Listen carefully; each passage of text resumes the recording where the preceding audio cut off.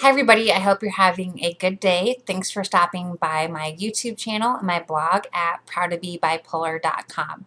So today I want to do something a little bit different. I was talking to my best friend Melissa a few nights ago about my videos, and we're just running a couple ideas past each other. And she came up with a really awesome idea, and she volunteered to do a video on what it's been like for her being my best friend over the last 11 years and what it was like for her when she learned I was first diagnosed with bipolar disorder when I was 19, so about 11 years ago. So what I want to do first is in my portion, I want to kind of go back and do a reintroduction of when I was first diagnosed. And then in the second video, we'll have Melissa she'll come on and talk a little bit about what her experience has been, being my best friend.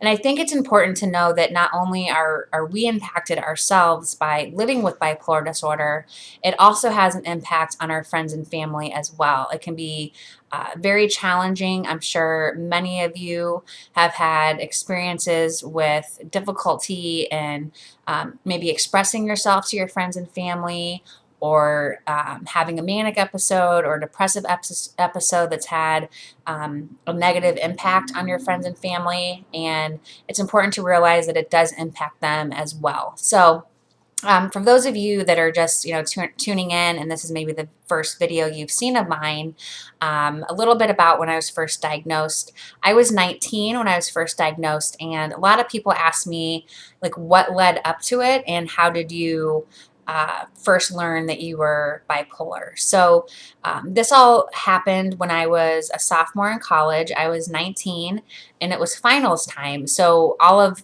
those, if they've been to college, you always hear stories about kids staying up all night and cramming for finals, and that's exactly what happened to me. But what I didn't know is that I was bipolar, and by me having really bad sleep patterns, that is what actually threw me into my full-blown manic episode, which is what was the prelude to me going into the hospital. So, like I said, I was staying up all night. I was really gung-ho about this journalism class that I was taking, and I had to do awesome on this article that I was writing. And so I was staying up all night. I was drinking Diet Mountain Dew like it was water. And that's kind of what threw me into the episode. And some of the symptoms that were happening to me is, I was just very energetic. I was involved in tons of activities. I started getting these ideas in my head about my future. And some of those included, I would be driving around town in Omaha, and there was these billboards that were kind of sporadically placed, and all they said on them was happiness is helping others. And how I took that is that God put those signs there just for me as a sign that I needed to go out and tell my story to help other people. And so that was kind of the first kind of red flag. Then I was like, okay, how am I going to help other people across the country? And since I was in journalism and I had taken a TV production class that semester, I thought, okay, I want to be the next Katie Couric. So then I got fixated on becoming the next Katie Couric. And I even, in one of my first videos, I typed out like 10 signs I was going to be the next Katie Couric, and I put it on my wall, and I just became obsessed with becoming Katie Couric. So here I had this like big idea. I was on top of the world. It was like this awesome feeling where I finally knew what my mission in life was supposed to be. So I was going to do everything possible to make this goal of mine come true. So the next thing was happened is I finished my finals and decided like on a whim that I was going to book a ticket to Chicago to see my friend from high school. So this is like right when everything came to a head. I booked a ticket to Chicago, and this is right when the manic episode started. So I get to Chicago and I decide, okay, I'm going to be Katie Couric. So what do I need to do to become Katie Couric? And I knew that, probably nothing was going to happen in Omaha. So I decided that I'm going to apply to NYU, get an internship at NBC, and become a nanny to help, pay for moving across country. So I started applying for all these internships and nannying jobs. I called my aunt who lives in Long Island to talk to her, and she sent me all these recommendations on where to live and whatnot. And then I began to think, okay, well, if I'm going to do this, I need to start preparing for the move. And I thought, okay, if I'm going to be, trying to become Katie Couric, I need to look like her and dress like her. So that means I need a whole new wardrobe. So one of the symptoms, one of the big red flags of a manic episode is just frivolous spending on things that really don't make sense. So I went to the mall in Chicago by myself and I bought a $1,300 suit, and really no 19-year-old should have a $1,300 suit. Luckily, my friend at the time convinced me to take it back because she joked and said I looked like a grandma, but that's, besides the point. So I ended up luckily taking that back. So since I took that back, I still needed things. So I went and got a personal shopper at Express, which is a women's clothing store, and spent about $5,000 on clothes. I bought like a $400 pair of Chanel sunglasses. I was up all night, like online shopping. I bought Coach luggage. One of the funnier things that I bought was a stun gun because I felt if I was going to move to New York City, I needed to protect myself. So it made complete logical sense at the time to buy a stun gun. And so here, is all this. I am just on cloud nine. I'm going a million miles a minute. It was one of the best feelings in the world because you're on top of the world and you're unstoppable. I honestly felt like my destiny was right in front of my eyes and I was going to go for it and nothing was going to stand in my way. But, then you have my friends and family that are witnessing this, and they're just very concerned, and they would express their concern to me, and I just didn't understand where they were coming from because from my perspective, I had everything figured out. I didn't understand why they couldn't just be happy for me and say, okay, Lisa, go for it.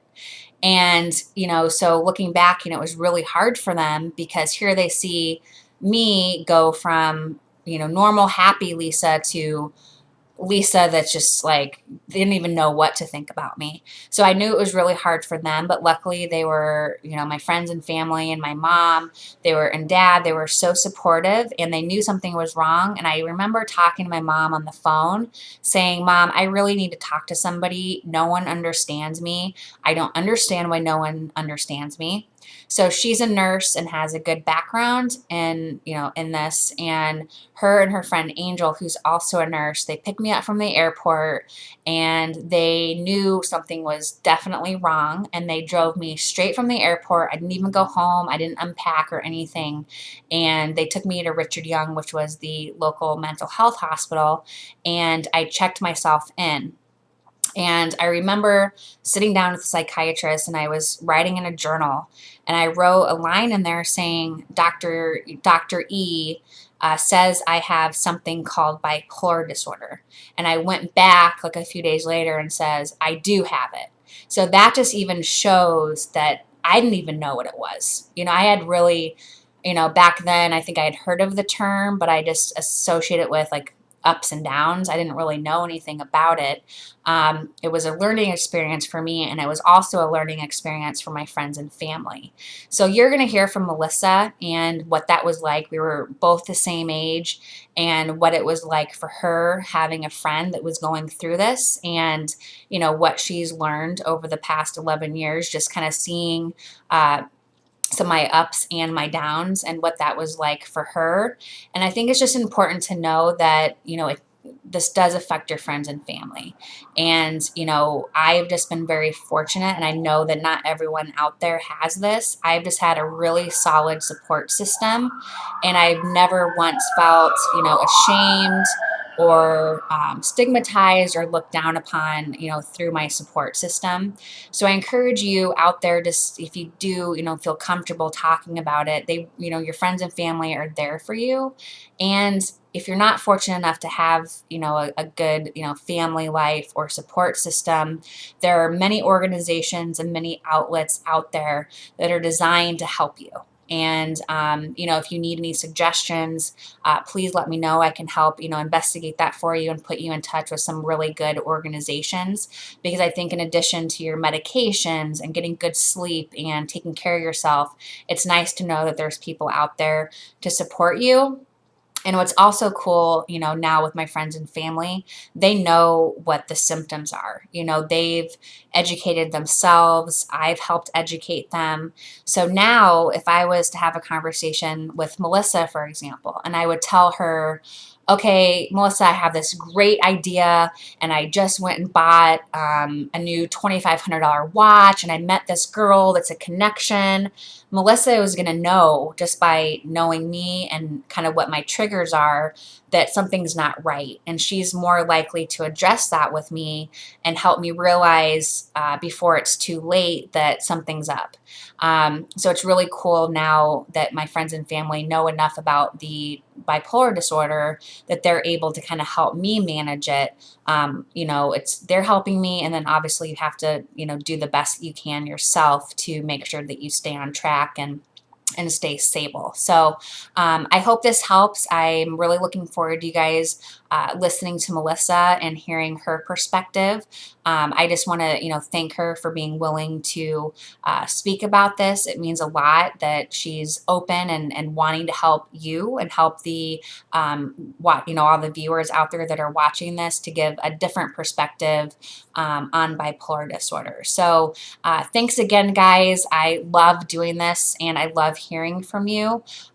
Any suggestions that you have, or questions, or video topics that you would like me to address, please leave a comment, and I will start incorporating those into my videos.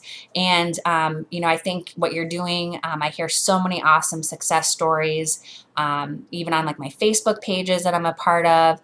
It's just so inspiring to hear some of these stories out there of people with bipolar disorder that are overcoming it and opening up and talking about it. It's just so cool to see like where we're at. We have a long ways to go. I know that it's not easy for everyone to talk about this, but again, it's something that, we can't control. We were born with. It's something that we should be proud of. And, I hope one day that we will, as a country and society, get to a point where we, minimize the stigma that's still out there. So we're making it every day that, every day counts. We're just taking it a step at a time, but I'm faithful that we're going to get there. So thanks again, guys. Again, leave me any suggestions that you have. Otherwise, I will turn it over to Melissa, where she's going to give you her feedback and her experience of being my friend and what that's been like with her over the past 11 years. So thanks, guys. Have a great rest of the day, and I will talk to you again next week. Take care. Bye.